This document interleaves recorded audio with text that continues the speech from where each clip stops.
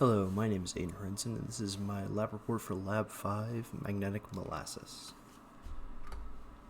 So the goals for this experiment were to collect observational data of a magnet falling through a tube of aluminum foil, and then modeling that same tube and comparing the two results.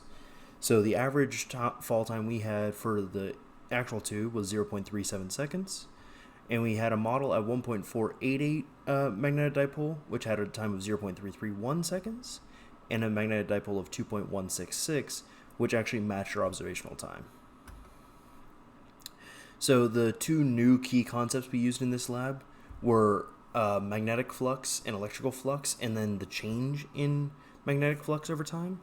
So electrical flux is the derivative due to time of the integral for magnetic flux. So here's an overall model of our scenario. There is a loop of induced current, which is the tube. There's a falling bar magnet. There's a force of the magnet falling. There's a force on the magnet by the loop.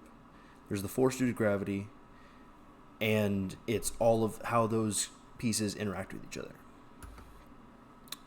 So here's the general procedure. It was basically find all the different dimensions of the magnet and the tube itself, drop the magnet through the tube 5 times, determine the average time, and then create our computational models and compare those two results.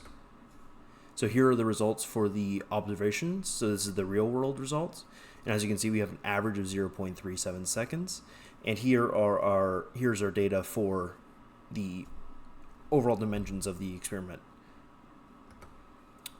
So for our computational diagrams, here we started with the overall initial conditions for all of the different calculations we'd have to do.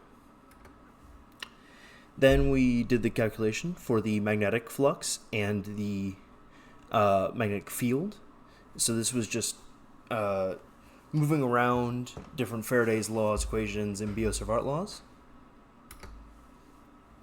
Here was the creation of all of the different loops in the computational model, and then diagramming the vectors and the falling bar magnet through all of these loops and how those would interact.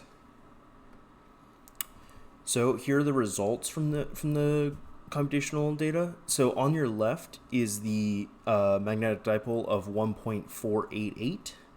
And as you can see, that had a time in the tube of 0.331 seconds. Additionally, the data on this curve is much flatter.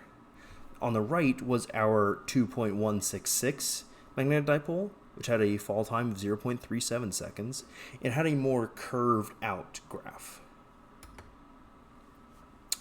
So what we found was that the magnetic dipole that we found in Lab 3 gave us much lower results than what we found computationally in the real world when we used 2.166.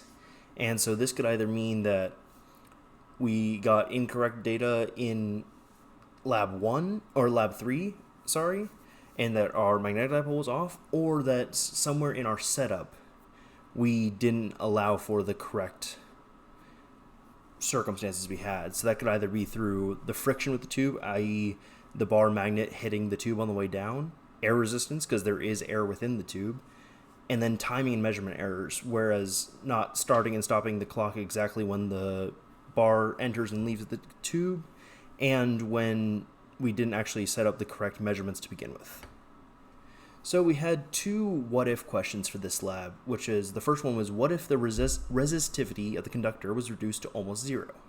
So, with very low resistivity, there's less resistance in the aluminum foil, which allows it to generate a greater current. And the greater current causes a greater electrical and magnetic force back onto the bar magnet.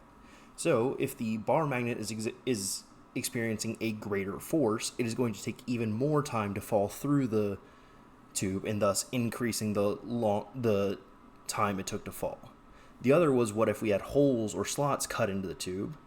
And so this does a similar thing, but the opposite way of it cuts the induced current because it's no longer making complete rings, which thus makes the magnet fall through faster.